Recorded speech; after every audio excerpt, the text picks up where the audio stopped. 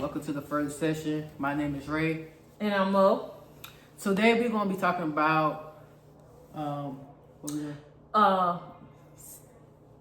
Black communities, because we only can speak for our standpoint, African American communities, sweeping real issues under the rug. Underneath the rug. Excuse me, I have allergy problems right now.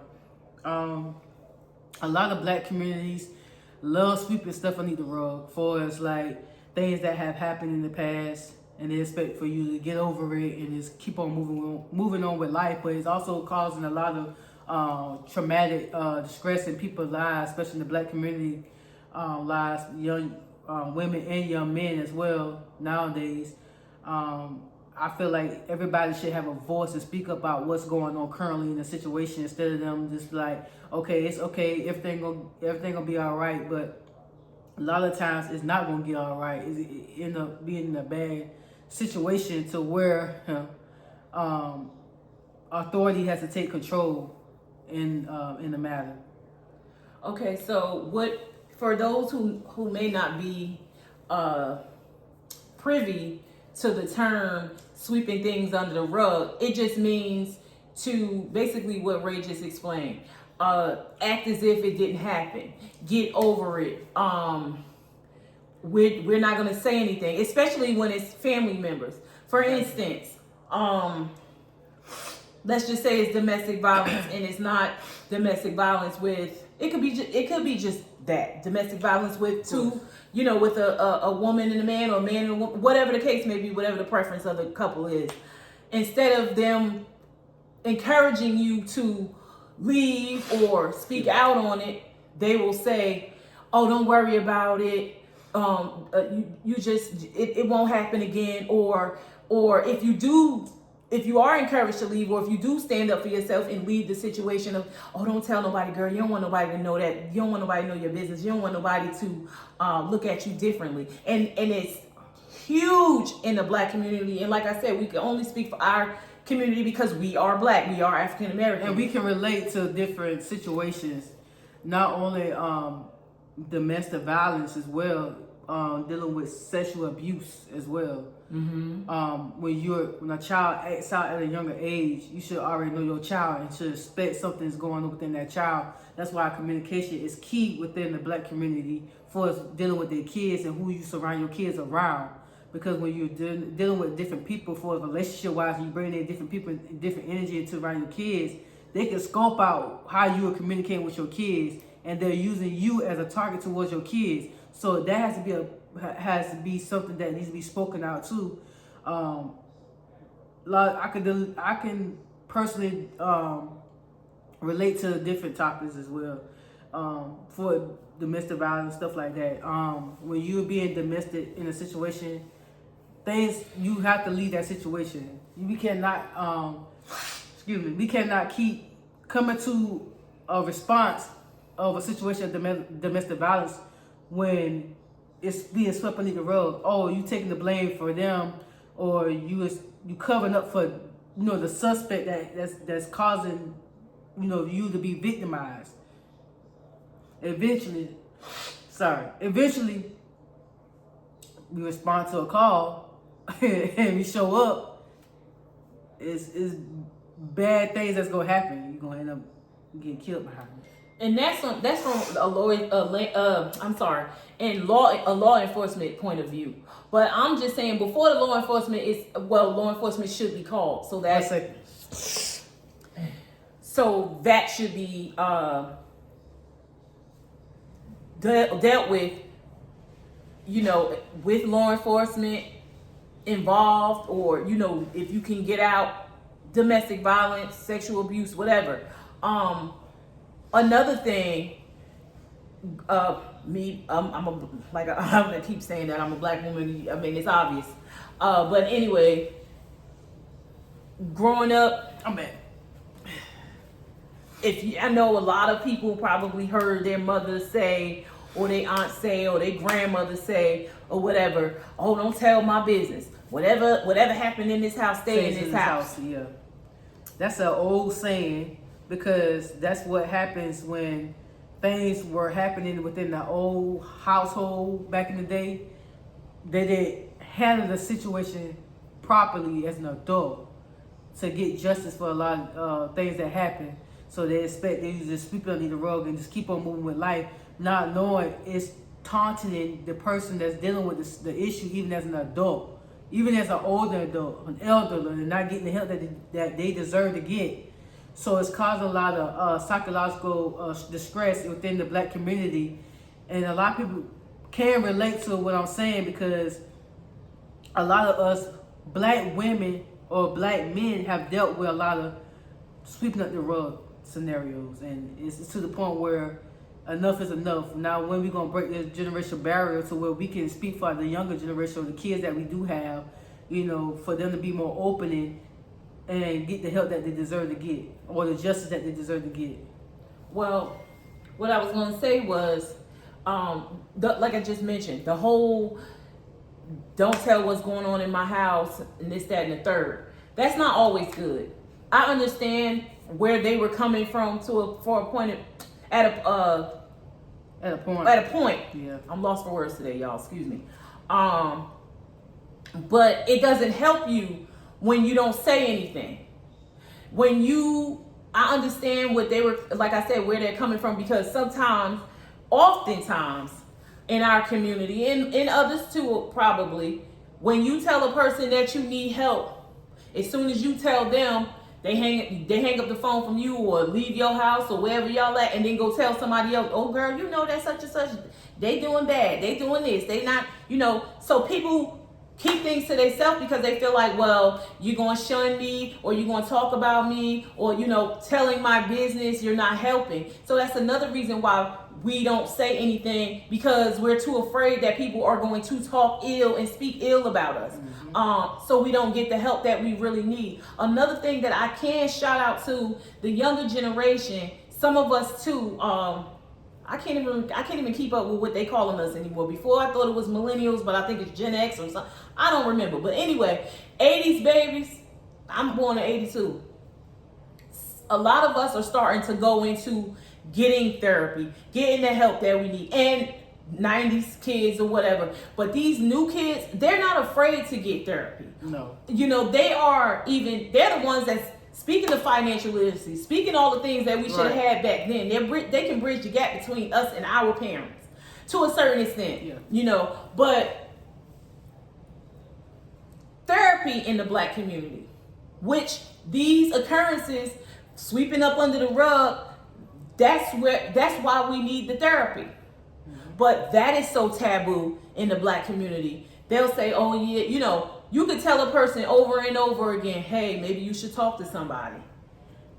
Oh, I don't need no therapy. I ain't crazy. But you don't have to be crazy to get therapy. You only just closing up the doors that was opening to you that never got healed. And a lot of people are not healed from their trauma, tragedy events that happening within them younger selves. So I feel like therapy is not only for the cuckoo.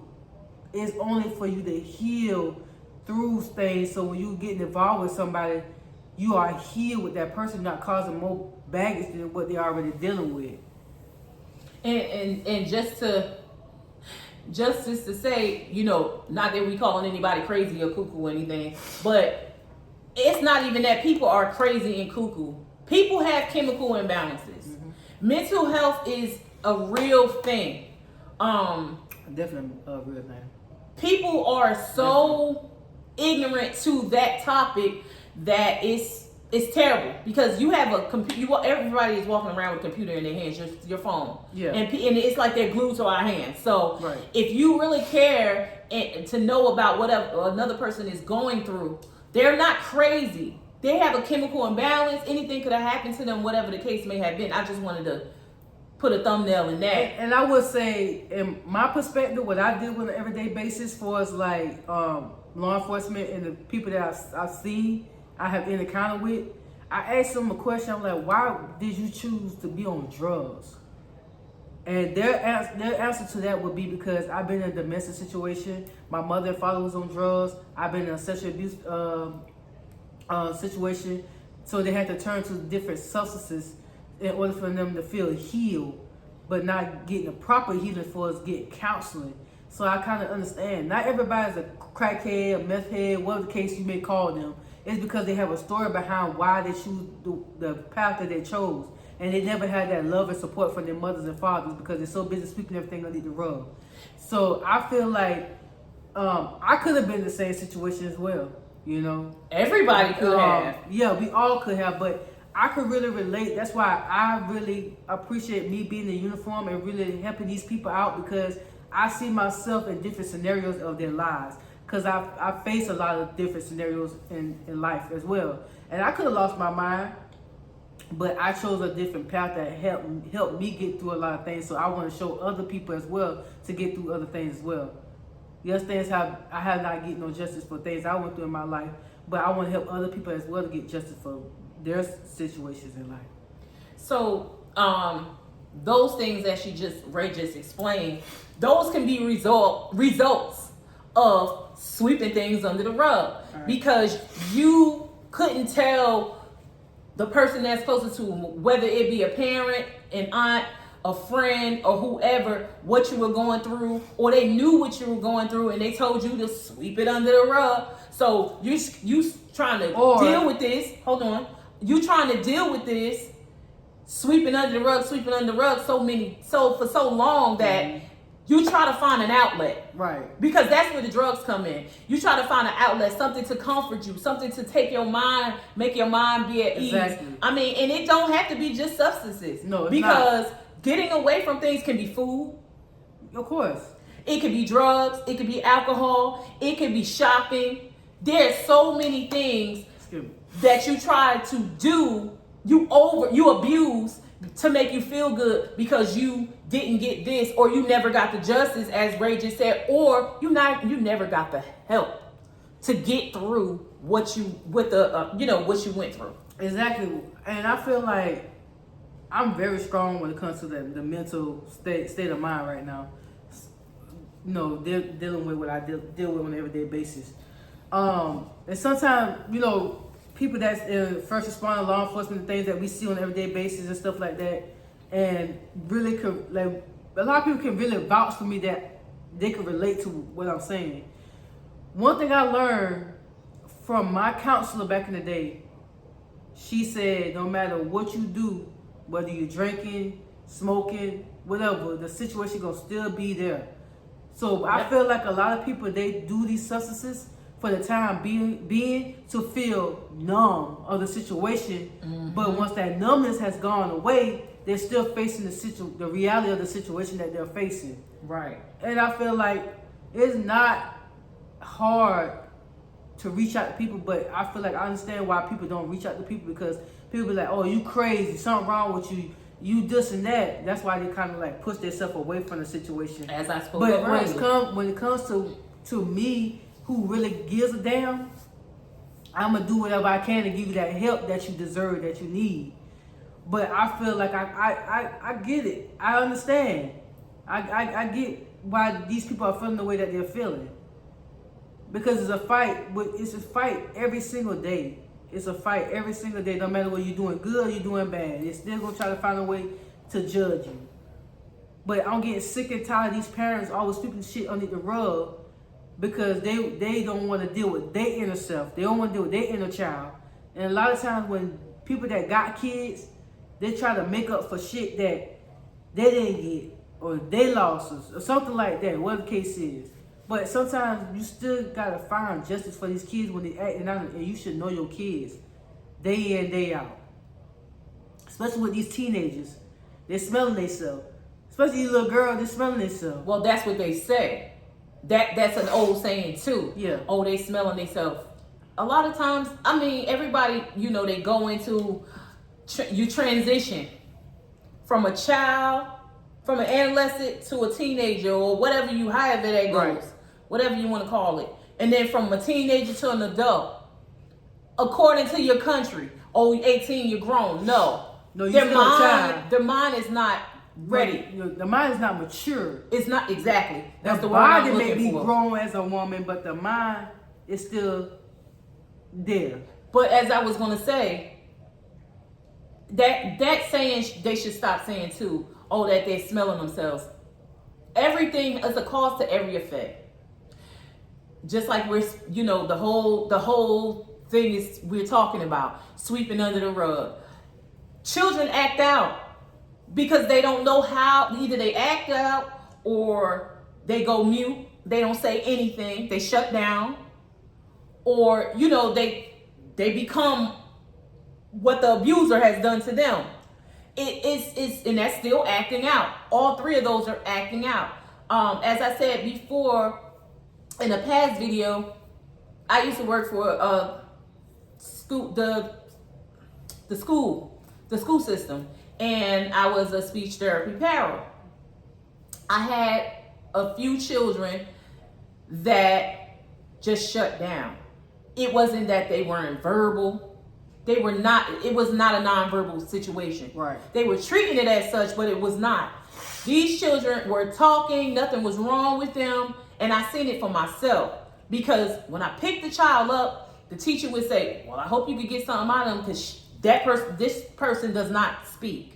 And I'm like, okay, well, I'll see what I can do. I get the child downstairs, and the child spoke the whole time. I'm a piggyback. But then the next time, when I picked the child up, and I didn't say anything because I said, if she hears me, she'll shut down again and don't say anything. Right. So I didn't say anything to the teacher about how she did or anything like that. I just put in the notes. The next couple of times I got her, she spoke a little bit, and every time it was less. And then till she shut down again.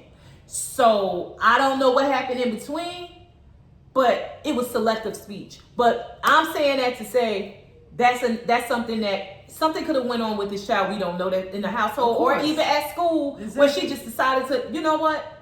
I'm not going to talk anymore. I think piggyback off of what you're saying, the reason why that child wasn't really like speaking is due to the fact that they observe how the teachers talk to them and observe how the teachers treat them. And also, she wasn't speaking at home either, so it wasn't just at school. But still, it doesn't matter whether they're speaking at home or school. They have went through some things or have saw some things to make them mute.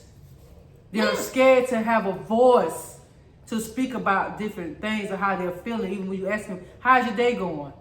They're not going to say anything because they're not, for one, they're not used to that. Two, they're scared to talk because of traumatic events that has happened to them. So when they get comfortable around somebody that they have to feel their vibe out first. Yeah, I'm going to talk a little bit to show you I can talk, but I'm going to kind of like sway away a little bit because I really don't trust you. It's all about trusting. Kids trust you first. Mm-hmm. And they really, especially when you're an adult, they expect you to protect them on different situations. But a lot of these adults don't protect them. So, of course, they're going to sway away and be like, nah, I can't trust you. So I'm But the reason is, I don't think she saw me enough to keep the trust when you say that. So that's just that on that situation. I don't want to keep drawing out on that situation. But basically, sweeping under a rug, that needs to be deaded. That needs to go away. Right. It needs to throw that out. Yeah, don't get that to this next generation. Exactly. I know if I had children, I wouldn't.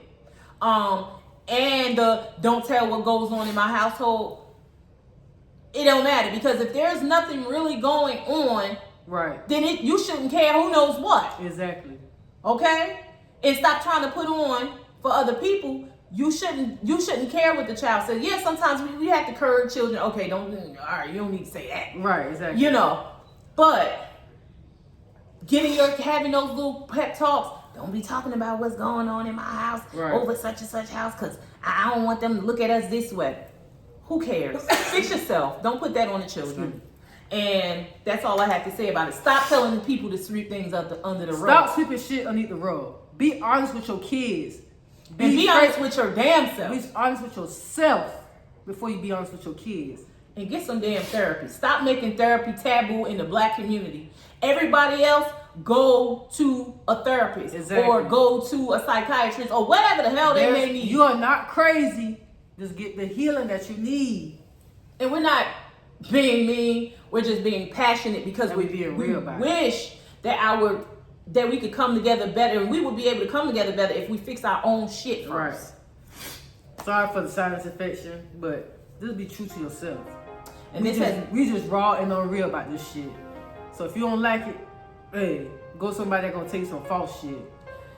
But the thing about it is, we're passionate. Well, I'm passionate. She's passionate. We're passionate about certain topics. It's coming from the heart. So we're just going to give you a little bit more energy when we're talking about certain things. So we appreciate y'all. All right, this has been another Furtick Session. Peace.